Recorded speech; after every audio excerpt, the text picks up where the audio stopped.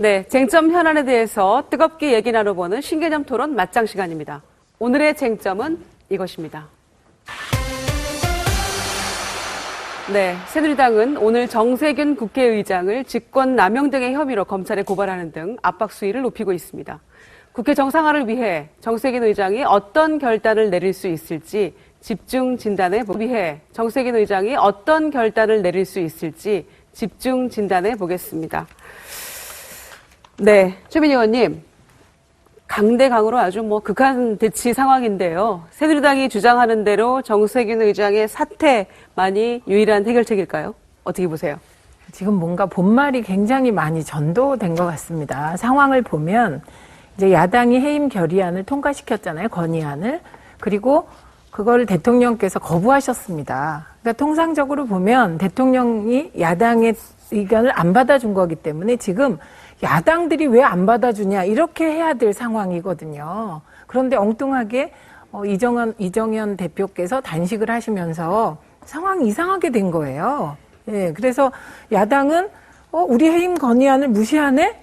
그거에 대해서 제대로 아무것도 못하고 있습니다. 그리고 정세균 의장께서는 저는 적법하게 잘 처리했다고 봅니다. 그래서 왜 정세균 의장께 화살이 돌아가는지 정말 이해하기가 어렵고요. 저는 이렇게 여당이 국감을 거부하고 국정의 발목을 잡는 것을 이제까지 본 적이 있냐 우리가 이렇게 여쭙고 싶고요.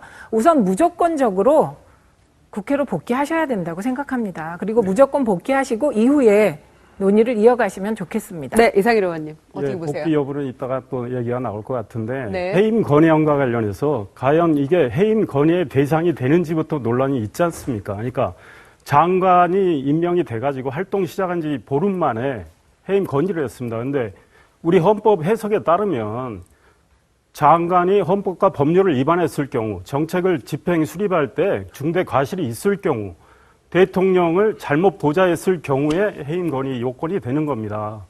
그런데 자기가 흑수저라고 해서 좀 인사청문회에서 당한 걸 좀 불만을 SNS상 자기 동문 모교에 올렸죠. 그게 야당한테 소위 말해서 괘씸죄에 걸린 건데 그걸 가지고 해임 건의를 무리하게 거야가 밀어붙인 거 아닙니까?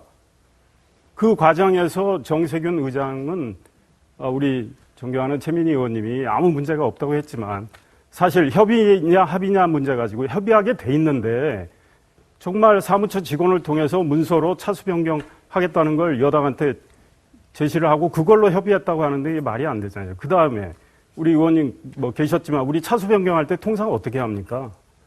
12시 전에 자정 전에 사내를 하지 않습니까? 사례하고 다시 개회하는 거 아닙니까? 협의를 통해서. 그런 일도 없었죠. 그러니까 이게 이제 권한쟁의 청구까지 가야 되는 건지는 솔직히 따져봐야 된다고 봅니다. 그래서 우리 새누리당 입장에선 너무 화가 나는 일이죠. 게다가 개회사 때 정세균 의장께서 사실은 지나친 발언을 또 하신 게 있고 이런 과정이니까 사실 온천무효라고 주장할 수 있는 거예요. 근데 국감 복귀와 관련해서는 저는 최대한 빨리 복귀하는 게 맞다고 생각합니다. 정말 여당이 정말 무한 책임을 갖고 있기 때문에 국정에 빨리 정상화를 해야 된다고 생각합니다. 네. 저는 그 여당의 국정에 대한 책임은 무한한 거라고 생각합니다. 무한 책임을 져야 되는 여당이 화가 난다고 해서 화를 내고 국민들 앞에서 그리고 단식을 여당 대표가 하시면서 정세균 의장이 사퇴하든지 내가 죽든지 하겠다고 하면 국민은 어떻게 하란 말입니까?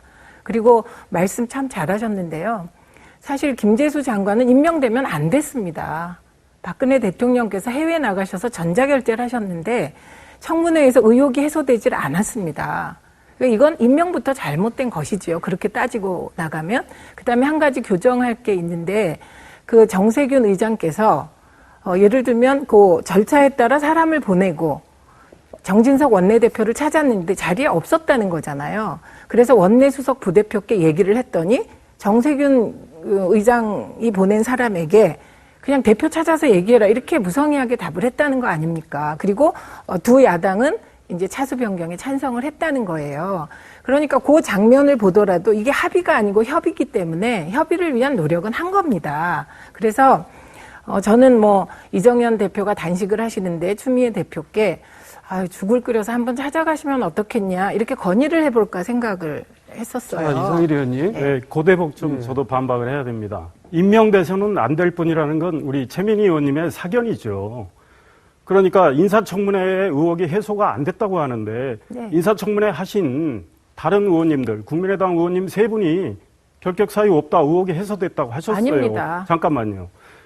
저 소위 말하는 1억 9천 전세금, 그 집주인 청문회장 나와서 얘기를 했잖아요. 9억 원가량의 집인데 근저당이 7억 원가량 6억 8천 설정이 돼 있으니 내가 받을 수 있는 최대한의 전세금은 그거다. 이 전에 들어온 세입자 1억 8천 받았다. 그 다음에 1% 금리를 농협에서 받았다고 그랬는데 그거 아니잖아요. 6.6%짜리 받았잖아요. 그리고 노모에 대해서는 뭐 여기서 더 이야기하기도 그렇고 가정사, 아픈 가정사니까. 그래서 황주영 의원님 등등이 의혹 해소됐다. 사실 해임건이 여건 안 된다. 국민의당에서도 다수 의원들이 그러셨던 거죠. 그런데 이거는 이제 제가 반박해야 됩니다. 예, 네. 그 다음에 협의 문제 역시 마찬가지예요. 그걸 그렇게 성의 없이 가서 합니까? 그 다음에 사내 안 하고 바로 그냥 자정 넘자 바로 계속 진행을 하셨어요. 이거는 보기 드문 일이고 전에 우리 새누리당 출신인 정의아 의장님 어떻게 하셨습니까? 저희 새누리당 의원들 정말 불만 많았어요. 사실은 야당 사정 많이 봐주시고 야당의 의견 많이 들어서 새누리당 입장에선 우리한테 좀 불리한 의사 진행을 하시는 거 아닌가라는 정도로 하셨기 때문에 야당에서는 박수 보낸 적도 많지 않습니까? 이번에 정세균 의장께서 그런 진행을 하셨다면 이렇게까지는 안 왔다고 봅니다. 예, 그 황주홍 의원 예를 드셨는데요. 사실은 국민의당에서 다 해소됐다고 말씀하시지 않았어요. 3가지 중에 1가지는 해소됐다. 이렇게 표현을 하셨고요. 그러니까 황주홍 의원이 소수였습니다. 그때. 제가 그 말씀 드리고요. 그 다음에 이게 큰 틀에서 보면 그거 아닙니까? 새누리당이 그리고 장관들이 필리버스터까지 하고 심지어 필리밥스터라는 얘기가 나올 정도로 밥 먹고 하자. 이렇게 해서 차수 변경 못하고 12시가 넘으면 해임안이 자동으로 폐기되는 전략을 썼다가 사실은 그 두 야당에게 허를 찔린 거잖아요. 그러니까 그 과정에 대해서 저는 깨끗하게 이게 그렇게까지 예를 들면 좀 마음에 안 드는 일처리였다, 과정이었다고 하더라도 이걸 정세균 의장을 고발까지 할 사안입니까? 이건 전 너무 무리하다고 생각해요. 그래서 그러니까 그렇게 무리한 그 차수 변경을 못하게 함으로써 해임 건의안을 자동적으로 부결시키려고 전략을 세웠다가 그게 여당 마음대로 안 됐습니다. 그럼 불쾌할 수 있어요. 그러나 그게 어느 정도 적법하다는 그 범위 안에 있다면 대통령께서 해임 건의안을 안 받아들이셨잖아요. 그러니까 사실은 야당이 펀치를 때렸다가 되맞아서 코피나는 건 야당입니다, 지금. 예, 너무 이제 세부적인 얘기까지 들어갔는데. 하나만 더 이야기해요. 우리 짧게, 국민의당 네. 박지원 원내대표 겸 비상대책위원장님 오늘 아침 MBC 라디오에서 이런 말씀하셨어요.